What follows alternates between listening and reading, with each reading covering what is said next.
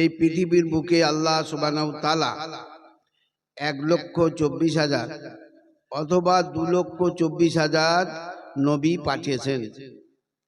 1,24,000-এর কথা উল্লেখ হয়েছে হাদিসের বিখ্যাত গ্রন্থ মুসনাদ আহমদ, এবং 2,24,000-এর কথা আছে শরে আকায়েদ বলে একটা পুস্তক আছে, যেটা আমাদের কোর্সের মধ্যে তার যে ব্যাখ্যা নিবরাস তাতে আছে যে 1,24,000 বা 2,24,000 যত নবী এসছেন, নবী মুহাম্মদ সাল্লাল্লাহু আলাইহি সাল্লাম ছাড়া কেউ বিশ্ব নবী নন।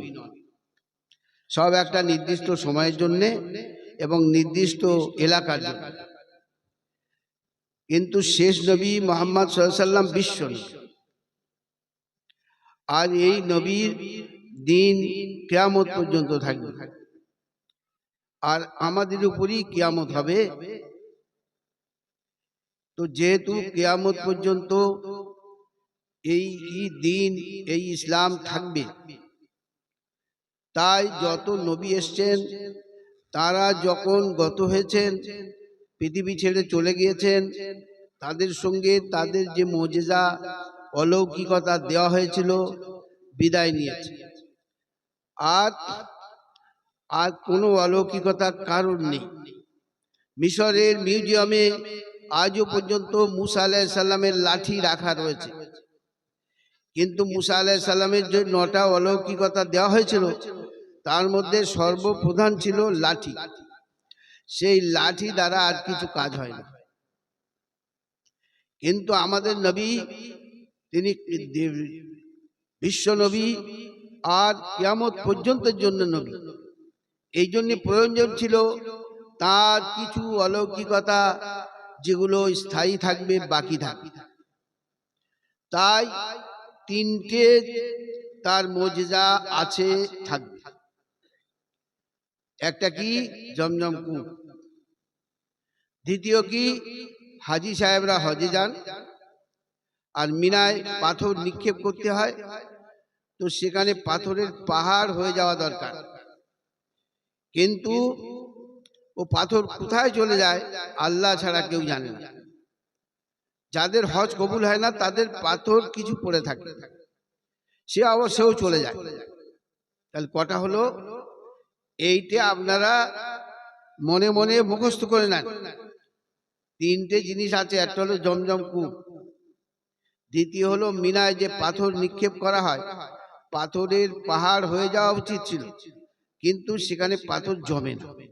আর কোথায় যায় তা কেউ জানে না। আর তৃতীয় হলো কোরআনে পাক। তৃতীয় হলো কোরআনে পাক।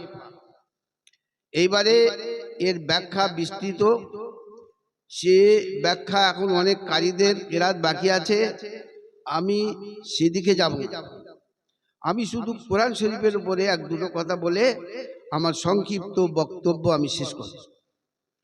কোরআন শরীফ হলো, আল্লামা জালালউদ্দিন সুয়ুতী রহমাতুল্লাহ আলাইহি বলেন যে হুজুর আকরাম সাল্লাল্লাহু আলাইহি ওয়াসাল্লামের সব থেকে বেশি অলৌকিকতা দেওয়া হয়েছিল।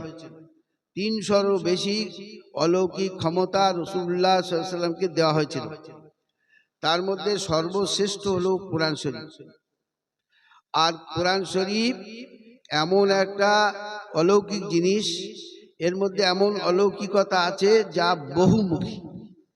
যেদিক থেকে দেখা যাবে যে এর কোরআন শরীফের মতো দ্বিতীয় আর কোনো গ্রন্থ, ঐশী ধর্মগ্রন্থ হোক আর মানব রচিত ধর্মগ্রন্থ হোক, কোনো গ্রন্থ নেই।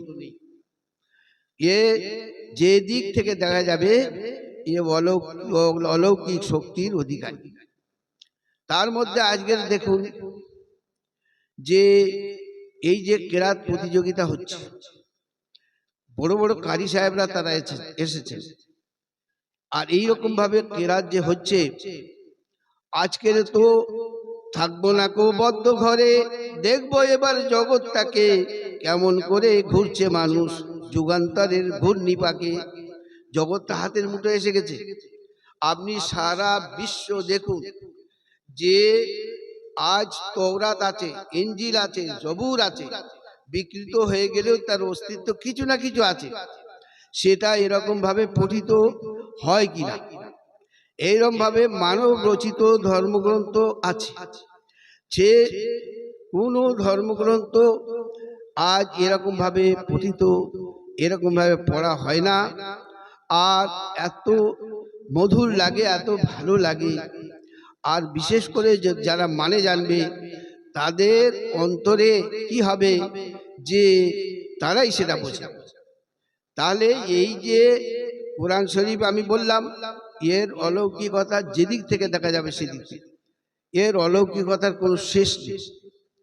তো সামনে যেটা হচ্ছে যে আজ কেরাত প্রতিযোগিতা, তো এই কেরাত প্রতিযোগিতার মধ্যে বড় বড় কারীরা সব এসছেন।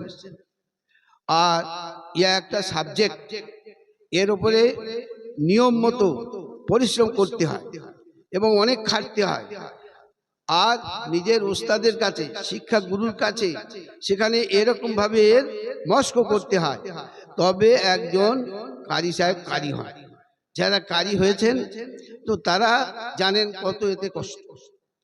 তো আলহামদুলিল্লাহ, আজ আমাদের এলাকায় আমরা শুনি, অন্য জায়গায় যাই, অন্য জায়গায় হয় না, কি বলে হয়, কিন্তু আজ পর্যন্ত এইরকম ভাবে কেরাত প্রতিযোগিতা আমাদের এলাকায় হয়নি। সেই জন্য এটা আমাদের সৌভাগ্যের বিষয় যে এরকম প্রতিযোগিতা, যে সমস্ত আমার ভাইরা, আমার আলিম ভাইরা, আর তারা এই প্রতিযোগিতায় প্রচুর পরিমাণে তারা পরিশ্রম করেছে এবং এর আয়োজন করেছে। আপনারা তাতে সাড়া দিয়েছেন। আর আমি সকালবেলাও কিছু কথা বলেছিলাম, তাদের দেখলাম যে মাইক্রোফোনের ব্যবস্থা এমন খুব ভালো শোনা যাচ্ছে, দূর দূর থেকে সব শুনছে এখানে কি হচ্ছে, একটা অভিনব জিনিস। এখানে এই কেরাত এরকম ভাবে শুদ্ধভাবে যে পড়া হচ্ছে, এলাকায় আল্লাহর বিশেষ রহমত অবতীর্ণ হচ্ছে, বিশেষ রহমত অবতীর্ণ হচ্ছে। এবং এর দ্বারা আমাদের মনে হচ্ছে, একদিন আমরা জানতাম না যে একটা সাবজেক্ট, একটা বিষয়, কোরআন শরীফের অলৌকিকতা বিকাশের প্রকাশের একটা বড় জিনিস। একজন কারি ছিলেন, কারি বাসিত রহমতুল্লাহ আলী, তার শুধু কেরাত শুনে কত মুসলমান হয়ে গেছে। এত কেরাতের মধ্যে তার আকর্ষণ ছিল। এই জিনিস এরাম, এই কোরআন শরীফ শুনে কত মুসলমান হয়ে গেছে, যে এর দ্বিতীয় আর নেই। আমি তো বলছি যে আজকের সকলের জগৎটা সামনে এসে গেছে, হাতের মুঠো এসে গেছে। দেখুন না, সারা বিশ্ব ঘুরে যদি কোনো জায়গায় কেরাতের প্রতিযোগিতা হয়, সেটা হলো আল কোরআনের প্রতিযোগিতা। তো এটা শুধু আপনারা শুনে যাবেন তা হবে না, আপনারা শুনবেন, এতে সওয়াব অনেক বেশি। কোরআন শরীফ, আল্লাহ রাসূল সাল্লাল্লাহু আলাইহি ওয়াসাল্লাম বলেন যে যে ব্যক্তি কোরআন শরীফের একটা শব্দ পড়বে, তার জন্য কম করে 10টা নেকি পাবে। আর রাসূলুল্লাহ সাল্লাল্লাহু আলাইহি ওয়াসাল্লাম বলছেন যে আমি বলি না যে আলিফ লাম মিম একটা শব্দ, বলকে বরঞ্চ আলিফ একটা শব্দ, লাম একটা শব্দ, মিম একটা শব্দ। তাহলে আলিফ লাম মিম যদি কেউ পড়ে তাহলে 30টা নেকি পাবে, আর যারা শুনবে তারাও 30টা নেকি পাবে। আবার অনেক মুফাসসিরিনরা, তাফসীর বিশারদরা এই কথা বলেছেন, না, আলিফ লাম মিম 3টে শব্দ নয়, আলিফ 3টে, 3, লাম 3 আর মিম 3, মানে 3টে করে অক্ষর লাগে, 9টা শব্দ। তো কেউ যদি তিলাওয়াতের উদ্দেশ্যে আলিফ লাম মিম পড়ে 9×10 90টা নেকি পাবে কম করে, নেকি পাবে কম করে। তাই সে সৌভাগ্য আজ আমাদের হচ্ছে। আমরা যেখানে বসে আছি সেখানে বসে বসে শুনছি, ঘরে শুয়ে শুয়ে শুনছি। আল্লাহ আমাদের তৌফিক দান করুক। এইবারে ধরুন, প্রত্যেক মুসলমান পুরুষ নারী তাদের যেটা দায়িত্ব, দৈনিক কম করে 1 পারা করে পড়বে, আর যারা হাফেজ হবে 3 পারা করে। যদি আমরা না পড়ি, কবরে আমাদের যেতে হবে, প্রশ্ন করবে কেন তুমি কোরআনকে অবহেলা করেছো, কেন তুমি কোরআনকে পিছনে ফেলে রেখেছো। তো আমাদের উত্তর আমরা দিতে পারবো না। সেই জন্য বুদ্ধিমত্তার পরিচয় হলো এটা, যে আমরা এখন থেকে ঠিক করে নিই যে দৈনিক আমরা এক পারা করে কোরআন শরীফ পড়ব। যারা হাফেজ তাদের জন্য 3 পারা, এবং আমাদের বাচ্চা কাচ্চা এমন কেউ থাকবে না যে কোরআন শরীফ পড়তে পারবে না। হ্যাঁ, কোরআন শরীফ যে জানবে না তার অবস্থা খুব খারাপ, মুগুর কবর থেকে শুরু হয়ে যাবে। সেই জন্যে আল্লাহ আমাদের তৌফিক দিক, আমরা সতর্ক হয়ে যাই। ওয়া আখিরু দাওয়ানা আনিল হামদুলিল্লাহি রাব্বিল আলামিন।